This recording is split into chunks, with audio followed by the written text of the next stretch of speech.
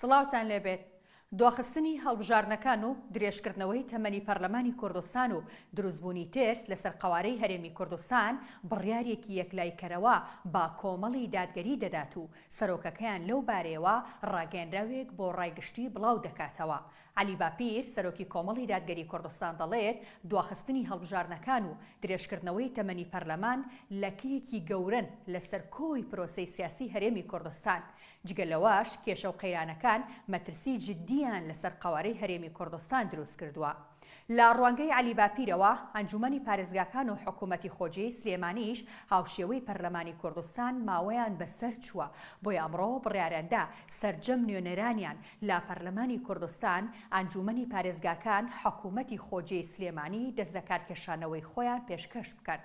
یەکێک لەو خاڵانەی کا کۆمەڵی دادگەری بەهۆیەوە کشانەوەی لا پرۆسەی سیاسی ڕاگەیاندووە بریتیا لە دواخستنی هەڵبژاردنەکانی پەرلەمانی کوردستان کە دەبوو لە مانگی 10 ساڵی ڕابردوودا ئەنجام بدرێت، بەڵام بەهۆی ناکۆکی لەهنە سیاسیەکانەوە هەڵبژاردنەکە دواخراو، سەرنجام درێژکردنەوەی تەمەنی پەرلەمانی کوردستانی بەدواداهات. ئەگەرچی ئێستا لایەنە سیاسەکانی هەرێمی کوردستان بە یەکێتی و پارتیشەوە دەڵێن دەبێت ئەم ساڵ هەڵبژاردن بکرێت و چیتر دوا نەخرێت، بەڵام ئەم خواستەی یەکێتی و پارتی علی باپیری قایل نەکردووە، بۆیە پێدەچێت ترسی لەوە هەبێت جارێکی دیکە هەڵبژاردن دوا بخرێتەوە، هەر بۆیە بۆ ئەوەی نەکەوێتە دۆخێکی دیکەوە بۆیە لە بنەڕەتەوە کشانەوەی هەڵبژاردووە. ئەمە لە کاتێکدایە با گوێرەی مەرسومی سەرۆکاتی هەرێمی کوردستان بڕیارە لە 18 یانزەی ئەم ساڵدا هەڵبژاردن بکرێت. کشانەوەی کۆمەڵی دادگەری لە کاتێکدایە بڕیارە دووسبەی واتە چوارشەممە دادگای باڵای فیدراڵی عێراق بڕیار لەبارەی درێژکردنەوەی تەمەنی پەرلەمانی کوردستانەوە بدات. ئەم هەڵوێستەی کۆمەڵی دادگەری هەڵوێستێکی کتوپڕ نییە، بۆ پێی هەر لە ساتە وەختی درێژکردنەوەی تەمەنی پەرلەمانی کوردستانەوە ئەوان بایکۆتی دانیشتنەکانی پەرلەمانیان کرد، تەنانەت هێندە سوور بوون لەسەر دژایەتیکردنی درێژکردنەوەکە سزای یەکێک لە پەرلەمانتارەکانی خۆیاندا کە بێ پرسی ئەوان بەشداری یەکێک لە دانیشتنەکانی کردبوو. بەڵام دواتر پەرلەمانتارەکە داوای لێبوردنی کرد و چوارڕێزی پەرلەمانتارەکانی دیکەی کۆمەڵەوە کە بایکۆتیان کردووە. کۆمەڵی دادگەری خاوەنی 7 کورسی پەرلەمانی کوردستانە، 3 ئەندامی ئەنجومەنی پارێزگای لە سلێمانی و هەولێر هەیە، لە حکوومەتی خۆجێی سلێمانیش زیاتر لە 5 بەڕێوەبەری ناحیە بەڕێوەبەرێکی گشتی قایمقامێک و جێگرێکی بەڕێوەبەری گشتی هەیە.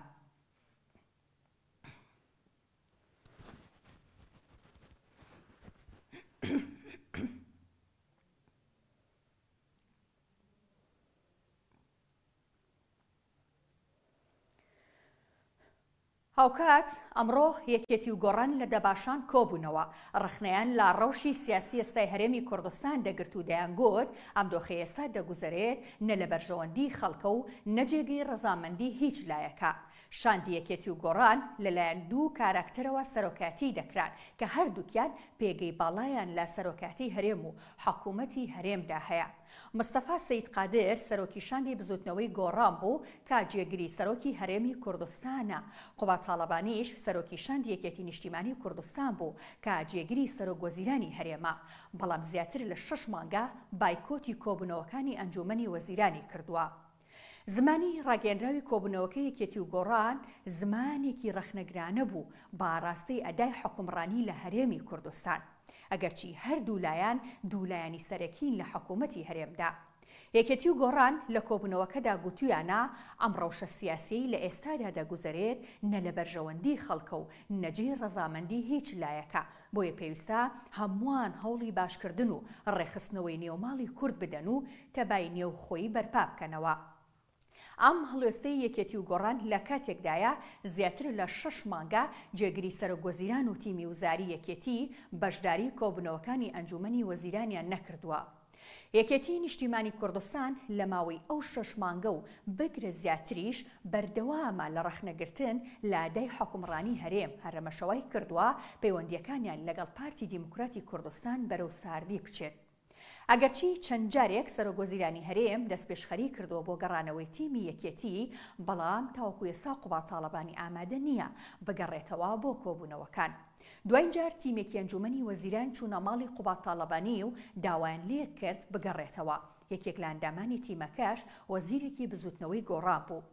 یەکێک لەو ڕەخنانەی یەکێتی کە لە چەندین بۆنەدا جەختی لێ دەکاتەوە وەکو خۆیان دەڵێن پەیڕەوکردنی سیاسەتی جیاکاریە دژ بە سلێمانی لەلایەن حکوومەتی هەرێمەوە.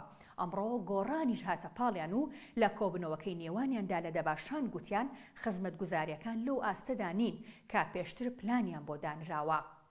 ئەمە پێویستی بە دوواداچوونەوە و هەڵوەستەکردن هەیە. یەکێتی و گۆڕان گوتیشان دەبێت سیاسەتێکی تازە پەیڕەو بکرێت کە جیاکاری و نائەدالەتی نەهێڵڕێت. دەوەرێکی دیکەی کۆبنەوەکەی دەباشانی نێوان یەکێتی و گۆڕان پرسی هەڵبژاردنەکانی پەرلەمانی کوردستان بوو کە لە وادەی خۆی دواکەوتووە و بەهۆیەوە تەمەنی پەرلەمان و حکوومەتیش درێژ کراوەتەوە. یەکێتی و گۆڕان دەڵێن لە کۆبنەوەکەی ئەمڕۆدا باسییان لە ئامادەکاریەکاری ئەنجامدانی هەڵبژاردن کردووە، جەختیان لەوە کردوتەوە کە پێویستە هەرچی زووە ڕێکەوتن و سازانی لەسەر بکرێت و لەوە زیاتر هەڵبژاردن دوانەکەوێت. بە گوێرەی مەرسومی سەرۆکاتی هەرێم بڕیار بوو لە مانگی 10 ساڵی ڕابردوو هەڵبژاردن ئەنجام بکرێت، بەڵام بەهۆی ناکۆکی لایەنە سیاسیەکانەوە پرۆسەکە ئەنجام نەدرا. بەڵام سەرەتای ئەم ساڵ سەرۆکی هەرێم ڕۆژی 18 یانزەی بۆ ئەنجامدانی هەڵبژاردن دیاری کرد. دواخستنی هەڵبژاردنەکانی پەرلەمانی کوردستان دەرگای بۆ درێژکردنەوەی تەمەنی پەرلەمان کردەوە. ئەماش ناڕەزای بەشێک لە لایەنە سیاسیەکانی لێکەوتەوە و دژی ئەو درێژکردنەوەیە سکاڵایان لە دادگای فیدراڵی عێراق تۆمار کرد. دادگای فیدراڵیش پاش چەند دانیشتنێک و گوێگرتن لە هەردوو لە چەند جارێک بڕیاردانی لەسەر دۆزیەکە داخست. سەرنجام کۆتاڕۆژ بۆ بڕیاردان لەسەر درێژکردنەوەی تەمەنی پەرلەمانی کوردستان دیاری کراو. بڕیارە 2 سبەی واتە چوارشەممە دادگای فیدراڵی بڕیاری لەبارەوە بدات. خواتان لەگەڵ.